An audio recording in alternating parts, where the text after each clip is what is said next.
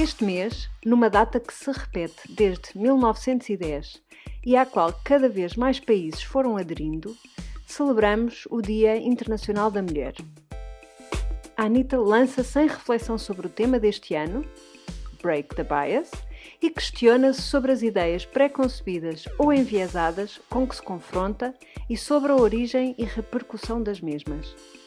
Curiosamente, dá-se conta de que, de forma inconsciente ou por um qualquer processo de aprendizagem por osmose, têm enraizadas no seu sistema de crenças uma série de preconceitos que acabam por a condicionar. Bem-vindos a mais uma Conversa a Três, com a Constança a ajudar-nos a explorar formas de ultrapassarmos o enviesamento interno e externo. Olá, meninas! Olá! Olá! Como estão? Bem dispostas? Enviesadas. Estamos aqui com um tópico ligeirinho. É incrível quando a pessoa pensa, nós somos todas mulheres, todas feministas, a favor dos direitos das mulheres, da emancipação, da igualdade, não sei o quê, nananã. Depois vai-se escavar e o enviesamento está dentro de nós e provavelmente estamos a passá-lo também à próxima geração, mesmo não querendo. E isto é um bocadinho assustador. Sim, eu, por exemplo, que não trabalho e nós cá em casa temos um modelo completamente tradicional, tenho isso bastante presente. Que é para os meus filhos não acharem que, lá porque a mãe neste momento não trabalha e está em casa, que todas as mulheres têm que estar em casa. Fala que vivemos numa cidade em que todas as mulheres trabalham. Aqui em Espanha acho que não há ninguém que não trabalhe, portanto. Mas é uma cidade muito machista, portanto eu acho que é fácil cair-se nisso. Mas tu disseste uma coisa muito interessante, que foi, neste momento não trabalha. Sim, porque já trabalhei e tenciono voltar a trabalhar. E acho que trabalho bastante dentro de casa. Não sou assalariada. Não sou assalariada. É isso? Claro. Eu disse não trabalha no... Fora de casa, vá, ou para clientes fora de casa. Realmente, é verdade. Aí também há um problema, porque eu acho que trabalho bastante. E se não tivesse em casa, teria que ter ajuda em casa. Bastante até, porque nós não temos apoio nenhum. Portanto, teria que ter ajuda doméstica e com os miúdos. Mas por acaso tenho isso bastante presente. Isso fez-me lembrar uma conversa que eu tive com a minha terapeuta quando eu vivia no Panamá, em que eu estava a tentar ter filhos, mas não havia maneira deles acontecerem. E ela então explorou imenso comigo aqueles medos que tu tens sobre uma situação que poderá vir a acontecer, não é? E ela perguntava-me que fantasmas é que eu tinha em relação à maternidade. E um dos fantasmas era precisamente esse de cair ainda mais num modelo tradicional. Pronto, fantasmas, vá. E ela dizia-me assim com muita tranquilidade, da maneira como ela dizia, assim com as mãozinhas juntas, a vozinha assim muito suave, e depois mandava-me grandes bombas e dizia-me, contava-me a experiência dela. E então ela também tinha 2 filhos, que na altura já eram adultos, e ela contava-me, durante algum tempo era o meu marido que trabalhava fora de casa. Depois, à medida que eles foram crescendo, eu voltei a trabalhar gradualmente. Hoje em dia, eu é que tenho a leading career, porque ela é que ia dar palestras aqui e acolá, e o marido acompanhava-a nas viagens. Portanto, o facto de ter mais anos e mais experiência também pôs assim a coisa muito em perspectiva, mais como uma fase passageira e não a realidade eterna. Eu queria só dizer uma coisa, eu não acho que uma mulher escolher... Isso parece que o paradigma é as mulheres todas têm que trabalhar, portanto, por isso, se não trabalharem não são feministas, ou se escolherem nunca trabalhar na vida. Eu acho que o novo feminismo é as mulheres poderem escolher. Eu acho que a certa altura, ali nos anos 60, 70, quando finalmente as mulheres se emanciparam pela primeira vez, a norma era toda a gente trabalhar, não é? Porque às vezes cai-se um bocado para as coisas se equilibrarem, vimos de um extremo e normalmente caímos no outro. E era muito mal visto uma mulher dizer, não, eu quero ficar em casa, mas eu acho que hoje em dia a escolha é essa. Uma mulher pode escolher, desde que seja escolha, não é? Que não lhe seja imposto. E aí também às vezes há coisas que são impostas inconscientemente, mas isso é outra conversa. Mas eu não sinto que não sou feminista por não trabalhar, percebem? E muita gente que me escreve porque me segue no Instagram ou seguiu ao meu blog e não sei o quê, e que me diz, eu pela primeira vez contigo, ao ver-te, não que eu tencione ser um exemplo para ninguém, não é isso, mas no fundo vão-me acompanhando, já não me sinto tão envergonhada por ter feito esta escolha, percebem? Sim. E eu continuo a dizer-vos, e já comentei isso convosco várias vezes, eu não gosto de encontrar os meus colegas de faculdade. porque não gosto do ar que eles fazem quando... Então o que é que estás a fazer? Não trabalho. Tipo, então, já... Ou és uma falhada, ou não que eu me interesse muito o que é que as outras pessoas dizem de mim, não interessa nada, mas é um momento incómodo. Mulher, Depois não tu quero és estar a uma justificar. autora publicada. Está bem, mas pronto, não é? Como um amigo meu que me dizia, então como é que vão os teus trabalhinhos? Quando eu ainda cozia e ganhava dinheiro com isso. Que é a coisa mais descondescendente, não é? Condescendente, total. Podem dizer. Olha, aí está um Sim. belo de um sexismo também. Completamente. Os trabalhinhos, Mas não é? Mas se ele os estivesse em projetos casa... são assim, não é? Se pensarmos Exato. no que são os papéis, não é? O que está implícito a nível social, cai exatamente neste ponto, que é os papéis mais da lida da casa, mais de tomar conta de ser cuidadora, não é? Não necessariamente só dos filhos, mas o papel de cuidador, a logística familiar, ou acaba por parecer mais natural com a mulher, não é? E estamos a combater séculos, milénios, se calhar de papéis muito enraizados, não é? E de funções muito enraizadas que depois não são adequadas à realidade que vivemos. Eu estava a falar no outro dia, antes até de me ter deparado com o tema deste ano, estava a conversar com o João acerca do caminho que tem sido feito e do desfazamento que ainda existe. Efetivamente, as mulheres têm feito um caminho progressivamente para entrar, por exemplo, no mercado de trabalho, para assumir funções que historicamente eram funções de homem, mas todos os códigos à volta são códigos masculinos, porque efetivamente esses papéis, essas funções foram criadas por homens, para homens, e nós somos um bocadinho, estamos a fazer o papel de intrusas, não é? Estamos ali a reivindicar a nossa entrada, a nossa participação, e portanto é um constante, e há um conflito interessante, porque a forma que nós fomos encontrando foi colando-nos aos exemplos que já lá estavam. E para mim isso foi muito curioso pensar que num evento profissional, e eu visto-me de certa forma, e alguém me disse, curioso, vestes-te assim no trabalho? Eu estava a pensar, sim, efetivamente, eu fui desenvolvendo uma imagem, um estilo, porque fui sentindo que era necessário para ter autoridade. Ok? Mas partimos dessa desvantagem, ou seja, nós estamos aqui a tentar quebrar uma série de barreiras à entrada, mas depois também não temos ainda tantos exemplos autênticos, digo eu, que nos permitam continuar a ser naturais, porque se calhar sentimos que se formos naturais, não é? Se formos no nosso estado mais autêntico, vamos ainda ter mais barreiras depois de lá estar, porque depois há ali um clash, não é? Há ali um confronto de estilos, de culturas, de formas de trabalhar, de formas de ver o mundo muito, muito fortes. E eu acho que há esta parte do inconsciente, não é? De tudo o que são preconceitos ou ideias pré-concebidas ou estereótipos, é muito inconsciente porque, e graças a Deus, não é? Vamos vendo os exemplos, os parceiros que temos, à nossa volta, que se calhar não o fazem, não é? Ou que se calhar não, que não o fazem de forma intencional e que começam a estar mais atentos ao que está implícito, não é? Há aquelas questões que não lhes passa pela cabeça até serem confrontados com. E para mim esse tem sido um momento de reflexão, e juntou a este tema deste ano do Break the Bias, e o perceber que mesmo nós, mulheres, às vezes colocamos-nos numa situação ou de inferioridade, ou de discriminação, ou de estereótipo, porque também temos essas crenças, não é? Porque temos isso tão enraizado, e assumimos que temos de tratar das compras, ou porque temos de assegurar que a roupa dos miúdos é adequada à estação e à idade e à ocasião, e que temos de assegurar que... não.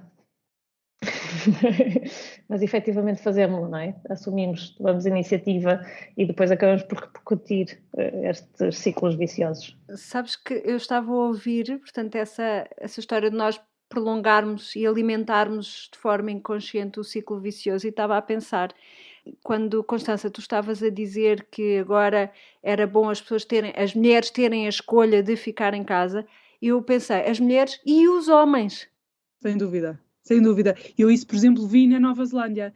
Na Nova Zelândia era uma sociedade onde eu vivia, era uma sociedade extremamente rural, e quando tu tinhas crianças em idade escolar, quase sempre havia uma mãe em casa, mas às vezes também havia um pai. Por exemplo, eu conheci um que depois tinha feito um... Eu já falei convosco isso uma vez num Era podcast dos há muitos anos. quadros, não era? Das Dos quadros, molduras. exatamente. Que primeiro ele percebeu, a mulher dele ficou infelicíssima durante... Aliás, eu acho que ela deve ter tido depressões pós-parto, foi mais do que estar infeliz, mas depois ela precisava mesmo trabalhar e disse-lhe, eu não consigo ficar em casa com os miúdos, até porque lá as escolas só eram participadas pelo Estado a partir dos 3 anos, portanto quase todos os miúdos ficavam, ou os pais tinham algum poder económico, ou então os miúdos ficavam todos em casa até aos 3 anos. E então, normalmente ficavam as mães. E ela disse-lhe, eu não consigo, eu tenho que ir trabalhar. E ele disse, ok, fico eu, não há problema. E ao fim de um ano, pensou, olha, vou fazer aqui vou transformar a garagem na minha oficina, e começou a emoldurar quadros, pronto. Mas eu achei isso extraordinário porque nunca, vinda de uma sociedade portuguesa, para já aquela coisa de assumir que as crianças precisam de muito apoio e dão muito trabalho, portanto é bom haver alguém em casa. E que não tem que ser a mãe. Portanto, isso que tu dizes é completamente verdade. Os homens também têm que ter essa escolha. E aí os homens também têm os seus desafios, não é? No fundo, lutar contra uma sociedade que um homem que fica em casa, se calhar, é discriminado por todos os outros homens. Até às vezes de uma maneira inconsciente, porque é considerado fraco, ou porque é considerado um pau-mandado da mulher, ou porque não é? Porque estes modelos tóxicos masculinos débil. também fazem muito mal às mulheres, mas também fazem mal aos homens. Débil e não traz dinheiro para casa e, portanto, é um incapaz, etc, etc. Aliás, eu já também contei isto aqui, houve uma altura em que o Paulo estava a ter uma reunião no mundo académico e estava a explicar que no confinamento não tinha conseguido avançar lá num projeto, e a observação foi, você é um daqueles pais envolvidos. E a pessoa, aquilo encanitou-me os nervos de uma forma que não dava para explicar. Portanto, o que eu acho, enquanto estava a ler, aqui só um parênteses, a Ellie mandou-nos uns artigos, aqui um bocadinho também para discutirmos neste episódio sobre o Dia Internacional da Mulher e o tema deste ano, que é o Break the Bias. E um dos artigos falava muito de unconscious bias, e eu estava a lê-lo. Nós vamos pôr os links depois nas show notes. E eu estava a lê-lo e estava a pensar, isto não vai mudar absolutamente nada enquanto não houver estruturas que apoiem a família toda. Não é apoiar as mulheres. É claro que precisamos de ação afirmativa para as mulheres, de uma discriminação positiva para as mulheres, mas precisamos de estruturas que apoiem a família toda, toda, toda. Porque eu também acho, e nós vimos bem agora na pandemia, que as pessoas que estavam em casa, em teletrabalho, com as crianças, coitadas, e eu aí incluo-me nesse número, não dava para produzir a mesma coisa, mas obviamente os colegas que não têm filhos também não têm que suportar a coisa de maneira exagerada, não é? Portanto, se não houver estruturas de apoio à família, gestão, portanto, ao nível do management e da gestão, se não houver uma gestão que seja desenhada para ajudar as pessoas a conseguir entregar as coisas, a conseguir conciliar as diferentes vertentes da vida, porque as pessoas não precisam de ser pais para quererem ir fazer escalada ou ir ver os amigos ou ir ao pub quando saem do escritório, porque têm esse direito. E, portanto, se não houver esse tipo de mentalidade a mudar para o facto das pessoas terem direito a ter uma vida fora do trabalho. O trabalho é muito bom, muito fixe e tal, mas as pessoas têm direito a ter vida fora, seja para tomar conta dos filhos, seja para estar com amigos, seja o que for. Eu acabo sempre isto com um grande suspiro, porque acho que temos tanto trabalho para fazer e, sobretudo, às vezes parece-me uma tarefa tão hercúlea. Eu não gosto muito de ser pessimista, não é bem a minha cena, mas às vezes a tarefa é tão hercúlea que fico sem saber por onde começar. Por onde é que vocês começam? Eu acho sinceramente que esta tarefa tem que ser dividida, não são só as mulheres que têm que ser feministas, os homens têm que ser feministas. E ser feminista não é dar uma florzinha no Dia da Mulher. É os homens consciencializarem-se que, se eles se empenharem em tornar o mundo mais fácil e mais acessível para as mulheres, a vida deles também vai... Ok, às vezes pode ser, se calhar vão ter que passar a pôr também a louça na máquina, ou é ir buscar os filhos, não é? E isso é bom, porque alguns não têm interesse nenhum em que as coisas mudem. Porque a mãe deles sempre os tratou assim, a mulher trata-os assim, porque é que eles querem que as coisas mudem? Mas acho que há muitos homens perfeitamente esclarecidos e iluminados e modernos, entre muitas aspas, e acho que esses homens não é só dizer, tens toda a razão e em casa ajudo também, com muitas aspas, não é? Ou participo. Acho que, não estou a dizer que as marchas do Dia da Mulher, sim, têm que ser de homens e mulheres, também. E tudo mais, porque as marchas não são muito pouco, mas os políticos têm que ter vontade de fazer, sei lá, os CEOs das empresas, tudo. As licenças de maternidade não têm que ser exclusivas das mulheres. E enquanto a coisa não mudar, é evidente que quem vai dar à luz e fica com o pavimento pélvico todo esfrangalhado é a mulher. É certo. É certo. Mas, se calhar, a licença de maternidade depois pode ser dividida. Existem maneiras. Mas já pode ou não? Ou não pode em Portugal? Eu, como não vivo em Portugal, não sei. Mas eu acho que já se pode, mas quem é que usufrui? Pois, não. Depois sofrem... Claro, os homens depois que usufruem sofrem discriminação também no trabalho, não é? Porque também... E mais, os homens têm alguns dias que são obrigatórios, mas, e eu não vou dizer nomes, o Paulo não teve sequer esses dias obrigatórios quando a Joana nasceu. Não teve a oportunidade de os usufruir. Portanto, é assim uma coisa, porque ele conseguiu estar comigo naqueles primeiros dias em que eu estava na maternidade e era a segunda filha, portanto era preciso alguém a gerir a primeira. Mas depois desses 5 dias iniciais, eu nunca mais o vi. Só o vi quando ele saiu da empresa. Foi quando nós nos voltámos a encontrar. Não sei quantos meses mais tarde. E, portanto, isso é uma coisa que tenho aqui cravada. E pronto, ele sabe, ele também tem o espinho cravado. Mas ele não conseguiu. E a empresa, apesar da lei prever isso, a empresa não não cumpriu a lei. E, portanto, imaginem as empresas que até cumprem a lei, mas acham que é assim, frown upon, não é? Aquela coisa de, para quê? Exato, és um pai envolvido, lá está. Portanto, isto não é só, o feminismo também, na verdade, o feminismo também se junta muito com a história do combate à masculinidade tóxica. Se calhar temos que arranjar outro nome para ter as pessoas mais próximas. Olha, no outro dia falava com o filho que tem 11 anos, para aí ou 12, e que me dizia, a minha professora é feminista.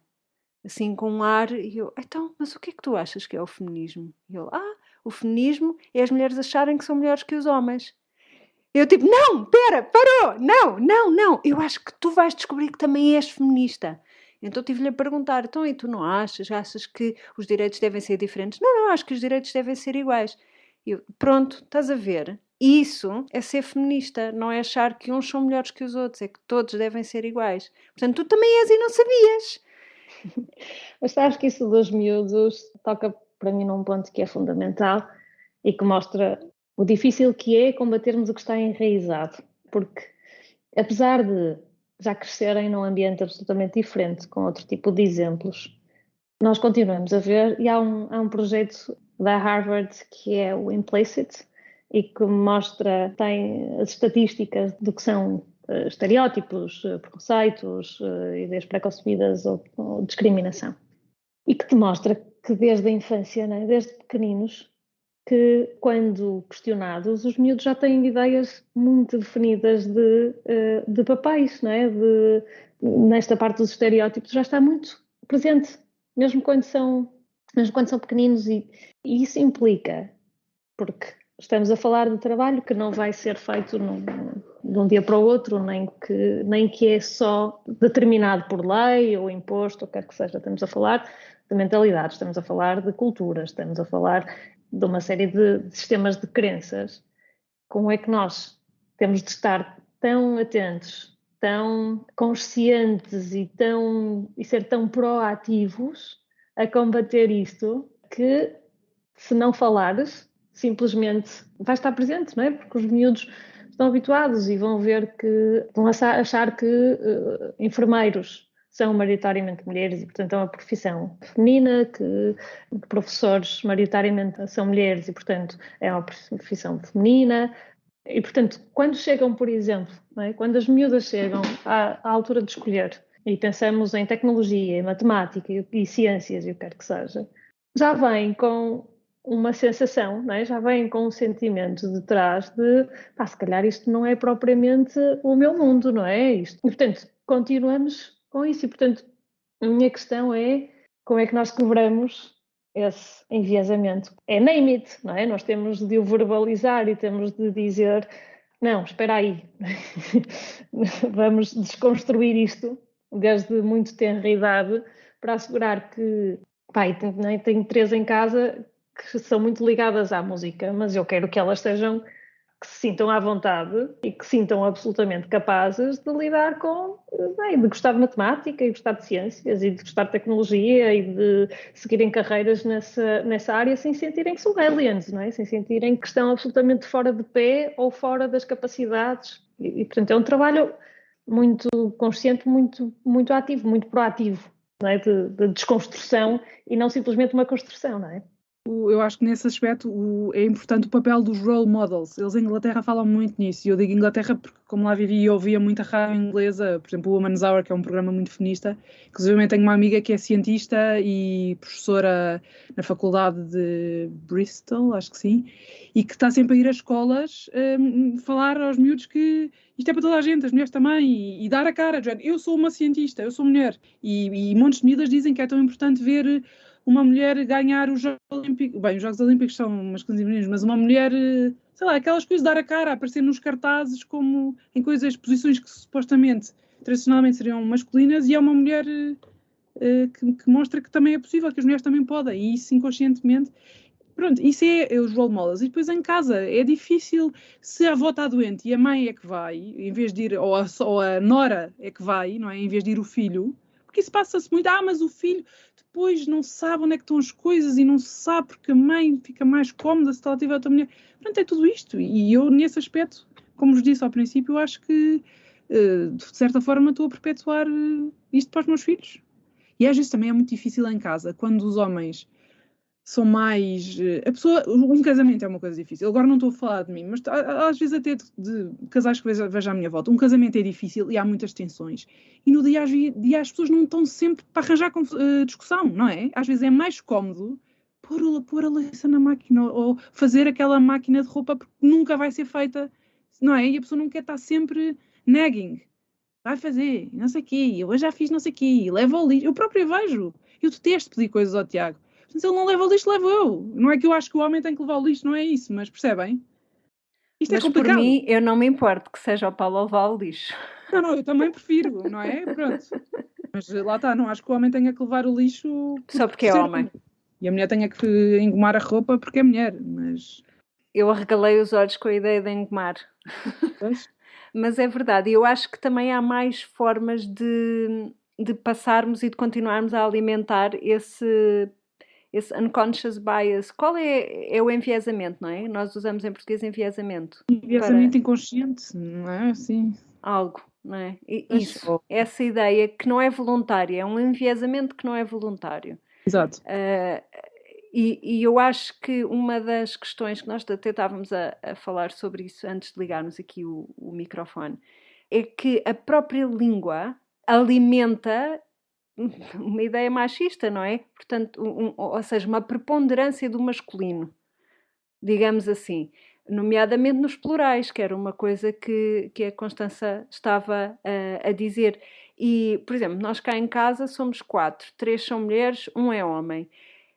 Eu já me cansei de, só porque há um homem aqui no meio de tanta mulher, usar o plural no masculino, mas também me cansa dizer no feminino e no masculino. Portanto, eu agora assumi, às vezes sai feminino, e inclui também o Paulo.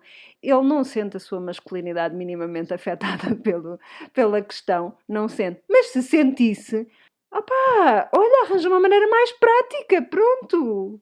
Felizmente não é o caso. Falámos também aqui há uns tempos com a Carolina Salgueiro Pereira sobre a linguagem elo, e a Constança também estava a falar nisso, portanto, terminar os plurais com E Portanto, em vez de ser amigas ou amigos, seria amigues. Mas vocês gostam disso? Isso parece-me tão forçado. Eu não gosto que a nossa linguagem seja masculina, mas eu não sei. Se calhar é porque somos a primeira geração e não estamos habituados, e então. Bem, eu nem sequer uso o acordo ortográfico, portanto não sou exemplo, não é? Eu também não, eu também sou um dinossauro ainda. Mas vou ser como aquelas velhotas que escreviam açúcar com 2 S, não é? Daqui a 40 anos, quando ainda escrevo ótimo com P, as pessoas vão achar que eu não sei escrever. Sabes, Mas, eu acho que é uma tentativa de resolver um problema. sem dúvida. Acho que tem mérito por ser uma tentativa. Acho que vai demorar até ser sentida como uma coisa natural. Se calhar até lá arranjamos outra maneira. Eu, entretanto, faço os plurais femininos. Pois, em inglês, um dos textos que a Ellie mandou, em inglês, por exemplo, é mais fácil de combater isso. Por exemplo, o fireman ser um firefighter e o chairman ser um chairperson. É menos forçado, não é? Mas depois também tens o male nurse. Não, mas isso é que eu acho que nurse é nurse. Nurse é nurse. Não tem que ser male, nem tem que ser boss lady. Boss é boss. Sim. Nurse é nurse. É como o nosso female entrepreneur. Hein? Pois, detesto isso, detesto. E o boss lady também, detesto isso. Eles aqui em Espanha é estranho, porque, por exemplo, arquiteto e médico, eles dizem lá médico, lá arquiteto. Eu acho que ainda é pior. Porquê que não é médica e arquiteta? Ai, de facto, é muito Não é? esquisito. Parece que É há aí uma estranho. dissonância, não é? É Uma estranho, coisa... não sei. Ainda não investiguei bem isso, mas choca-me. Mas, oh Eli, estás ok com empreendedorismo no feminino? Sim. Não é? É diferente, Assumia. não é boss lady. Não é boss lady.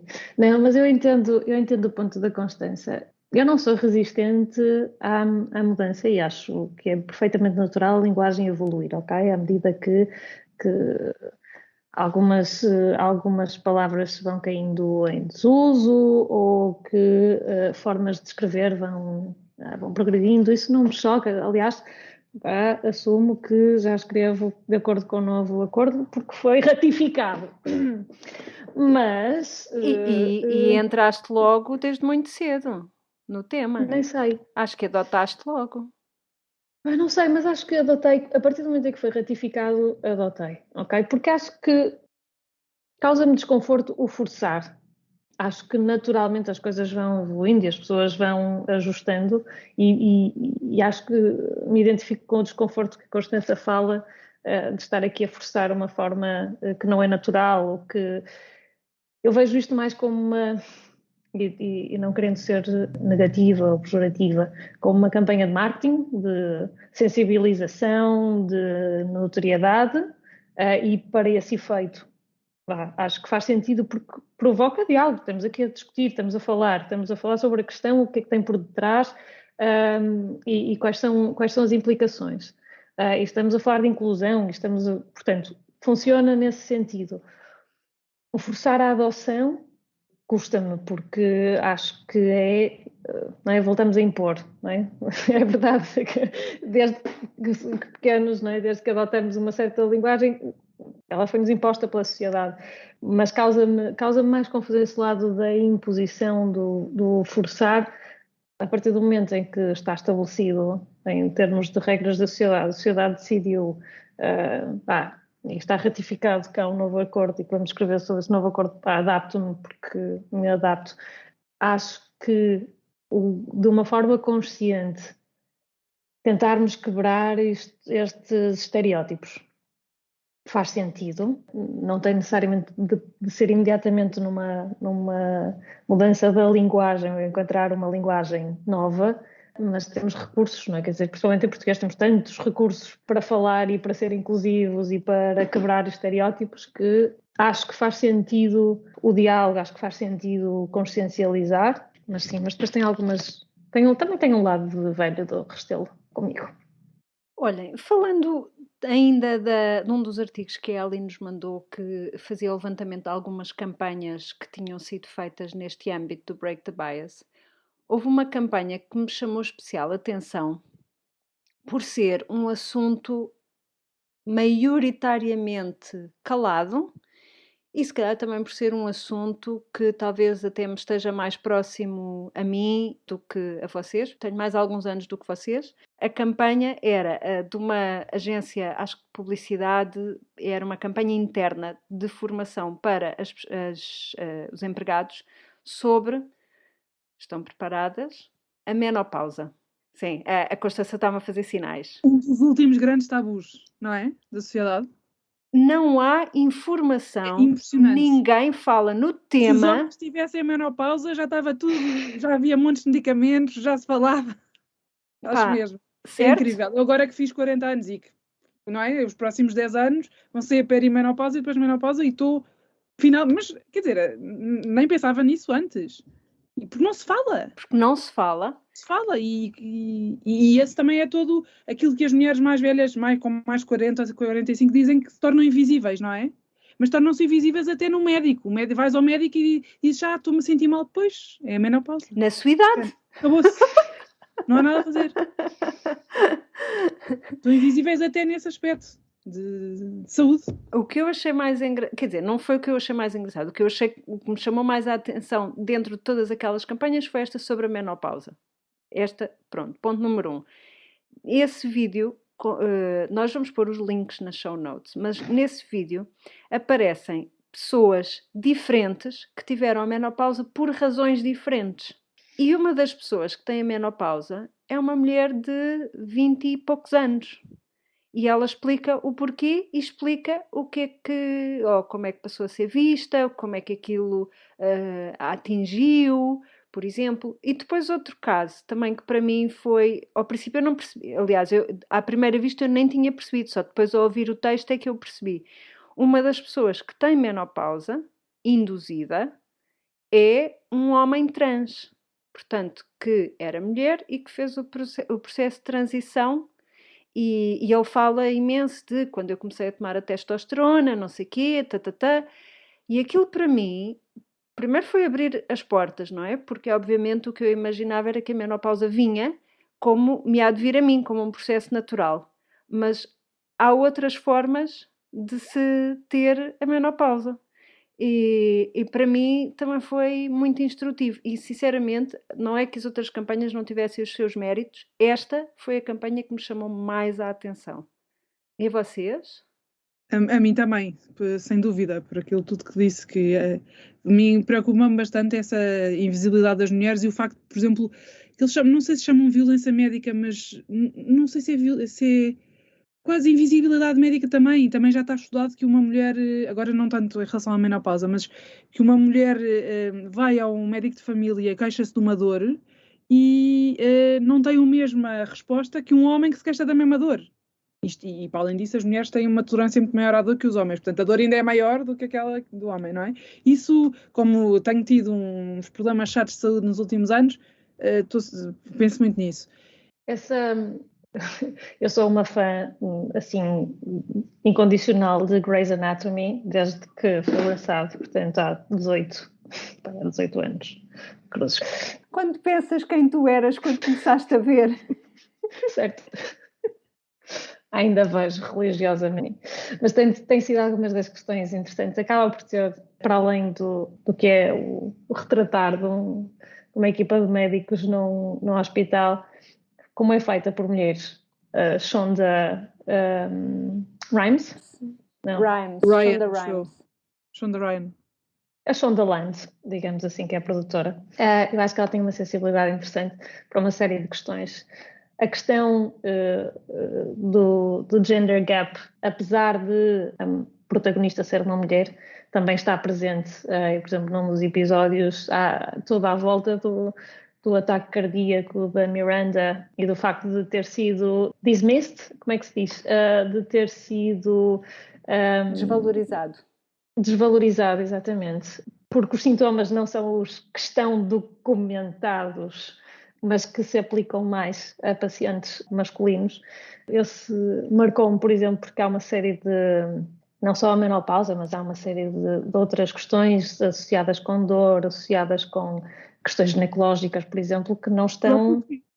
Sim. A pessoa sentir-se pessimamente 2 vezes ou 2 dias, vamos ser otimistas, 2 dias por mês, e toda a gente achar que é normal tu Sim. às vezes nem te consegues levantar, ou há pessoas que têm umas dores horrorosas, ou não tens energia nenhuma, ou Sim. 3 dias antes ou uma semana antes estás com um feitio de cão, não é? Mas é tudo desvalorizado e é piada. Não podes pedir um Sim. dia, um Sim. sick day, estou com o período, não é? Mas se fosse Sim, que um absurdo. homem, Mas não é, esse foi um dos pontos, mas depois também me levou para uma série de outros pontos e que tem a ver com este enviesamento e com os estereótipos e com o facto de a investigação também se centrar muito no male white, não é? No homem caucasiano. Por exemplo, se falarmos de outras raças e o facto de sofrerem, se calhar, ainda mais este tipo de discriminação, não é? E a questão da dor, por exemplo, com as pessoas de cor, que é um dos temas mais presentes também em termos de exemplos, mas voltamos a isso, voltamos aos códigos e à forma da evolução e ao domínio masculino ao longo do tempo nos vários campos de investigação, de desenvolvimento, numa série de áreas e que se repercute, não é? E, portanto, para nós começa a ser um absurdo que não se falem destas coisas, que não sejam naturais, mas temos uma série de tabus, não é? E esta conversa que estamos aqui a ter provavelmente deixará muita gente desconfortável e não era uma conversa que gravássemos e publicássemos. Eu, inclusive, e portanto, acho que também este nosso papel de vamos aqui quebrar tabus, não é? Não vamos só quebrar enviesamentos, vamos quebrar tabus também porque são importantes para o nosso bem-estar, para o nosso desenvolvimento, para depois também conseguirmos dar o exemplo a seguir. É incrível que menopausas, menstruações, tudo o que tem a ver com a mulher é tudo um tabu. Contudo, nenhum daqueles homens aqui estaria se não fossem as menstruações. Portanto, é incrível, por exemplo, aquilo que tu falavas da desvalorização dos sintomas serem, sei lá, as mulheres que sofrem de endometriose, que têm períodos muito dolorosos, são sempre vistas um bocadinho como ligeiramente exageradas ou muito exageradas. histéricas. Sim, histéricas, etc, etc. Desculpa, isso faz-me lembrar, o histérico faz-me todas as...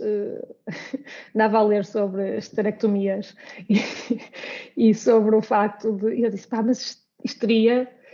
Não, isso tu vais à origem da palavra e é absolutamente desesperante. Tu pensas, E durante não. séculos foi a grande categoria para pôr todos os problemas femininos. Era ou histérica ou era neurótica, não é? Tinha problemas de nervos. Sim. Então era histérica, pronto. E era um grande saco em que os médicos metiam os problemas das mulheres, pronto. Sim. E vagamente apetece arrancar os cabelos um a um. E depois, quando apareceu o Prozac, se receitava-se Prozac a todas as mulheres para tudo que elas tinham, acabou-se. E era aquilo que tu dizias, Constança. Se calhar até gostava de experimentar.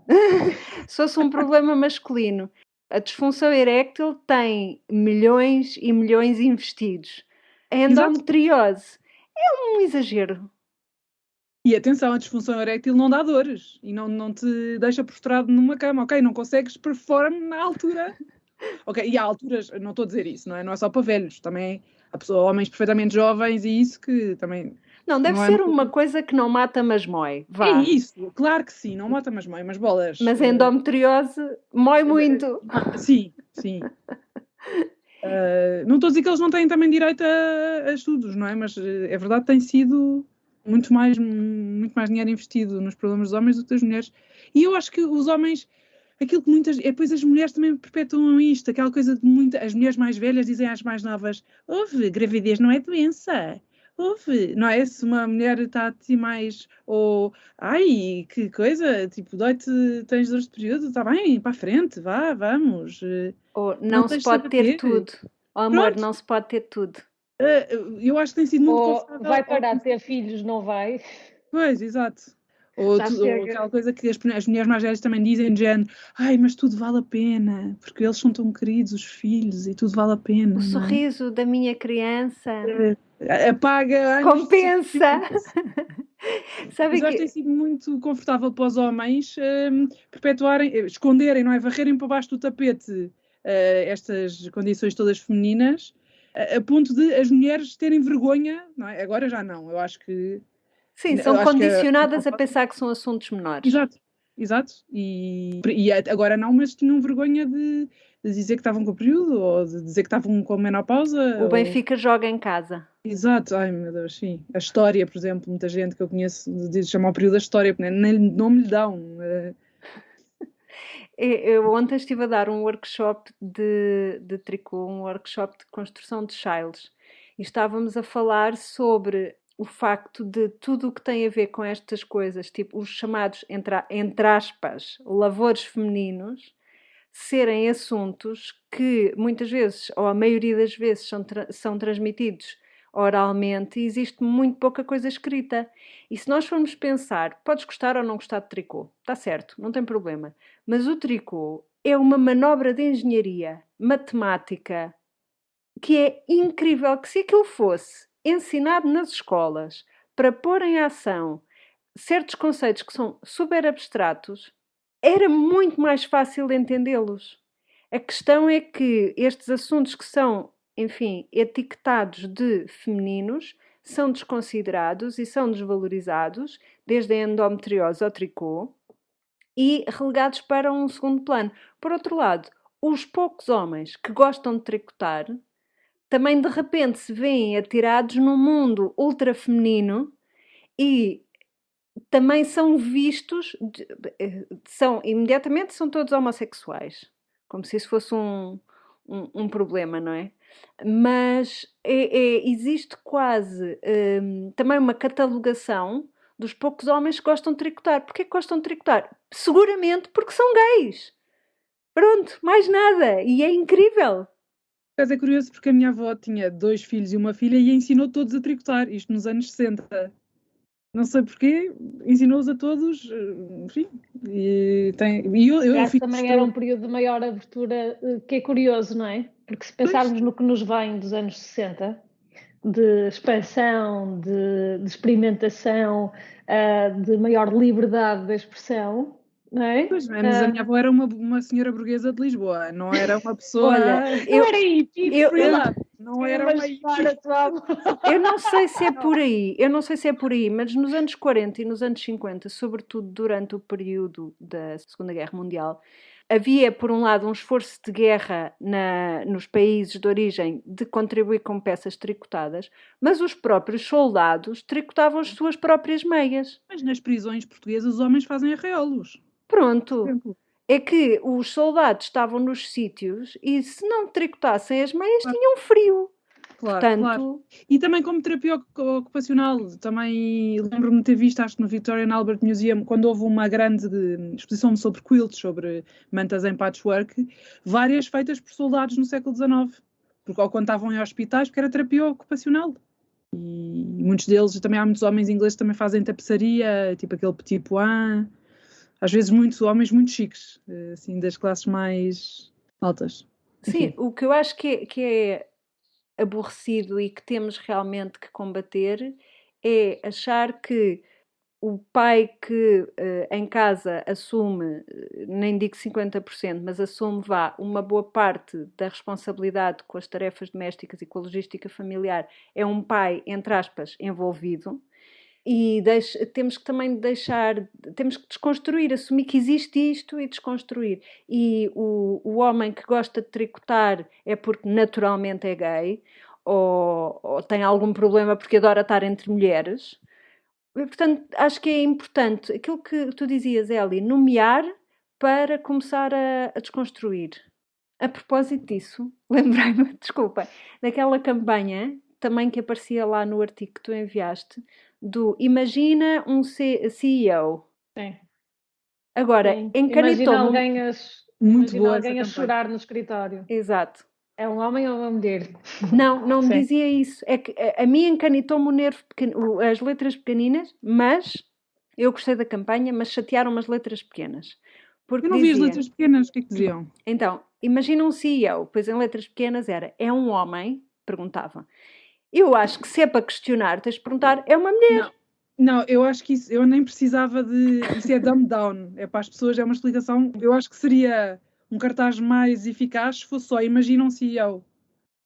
Mas eu assumi, e com o meu chapéu de marketeer, assumi que era só reforçar que tu efetivamente pensaste que era um homem. Portanto, reforçar o bias. Eu acho que percebo isso, mas olha... Sim. Eu achei que fosse, não é? Se pensarmos isto de forma conceptual, abstrata, estratégica, como um marketeer muito complexo, como tendemos a ser. Não, mas eu sim, eu acho que sim, que era isso. Esse lado de, ok, não é? Foste apanhado. É isso, foste apanhado. Sim, é isso mesmo. Mas eu teria gostado que questionasse mais. E não o foste apanhado. É uma boa estratégia. Funcionou. A verdade é que estamos a falar sobre ela. Eu acho que este é um tema que mexe muito connosco e que nos mostra que há muito trabalho a fazer, sem deixarmos de perder a esperança. E eu acho que, se pensarmos na dimensão do International Women's Day deste ano, e do foco que teve, e apesar do contexto que estamos a viver a nível mundial, acho muito positivo este ser algo pensado, ser algo em que pelo menos separa ali uma série de marcas, uma série de entidades, uma série de instituições, que faz questão de mostrar o progresso que está a ter ou que está a tentar impulsionar. E, portanto, não é um caminho longo pela frente, mas acho que há mais compromisso, há mais vontade de realmente se fazer a diferença e de se começar a inverter a tendência. E, portanto, de certeza que voltaremos ao tema, não deixaremos de fazer, mas uma mensagem de esperança, porque já não estamos sozinhas nesta conversa. Olha, Eli, e ouvi dizer que o carteiro toca sempre 2 vezes. Nós tivemos uns testamentos maravilhosos da Naná, que ainda não foram respondidos individualmente, mas fica aqui a menção. Gostamos muito da partilha. A Naná esteve a fazer catch-up de uma série de episódios nossos e foi muito bom sentir essa identificação com uma série de temas que temos vindo a abordar, e principalmente nesta ótica do crescimento e do desenvolvimento pessoal, que tem sido a tónica também dos últimos episódios que temos gravado. Por isso, Naná, obrigada pelas palavras de encorajamento e, acima de tudo, pela partilha. Obrigada, Naná. Adoramos ler como é que a gente dizia antes? Eram os lençóis de comentários, não era? Eram os lençóis. Adoramos ler, adoramos. Ainda não respondemos como deve ser, mas está prometido para acontecer no futuro próximo. Obrigada.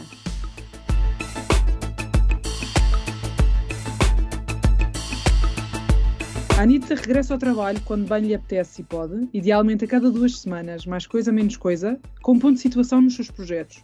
No entanto, como boas aspirantes à minha presença, continuamos ligadas no Instagram em Anita_no_trabalho e ainda em anitanotrabalho.com, onde poderão conversar connosco através da secção Querida Anitta, ou em facebook.com/anitanotrabalho. Para consultas mais específicas, a Anitta está disponível para sessões individuais com a sua comunidade em anitanotrabalho.com/consultório ou calendly.com. Anitta no Trabalho é um podcast produzido por Ana Isabel Ramos, designer, ilustradora e knitwear designer em airdesignstudio.com e instagram.com/air_billy. Eliana Soares, marketeer e estratega em nautilo.net e instagram.com/Alice_in Wonderland, e a participação especial de Constança Cabral no Instagram em instagram.com/Constança Cabral. Até breve. Até breve, meninas. Adorei falar convosco. E continuem a deixar comentários Sim, e não se esqueçam também de assinar a newsletter para receberem sempre uma notificação quando sair um novo episódio. E também podem responder diretamente à newsletter se quiserem conversar convosco, não podem? Sim.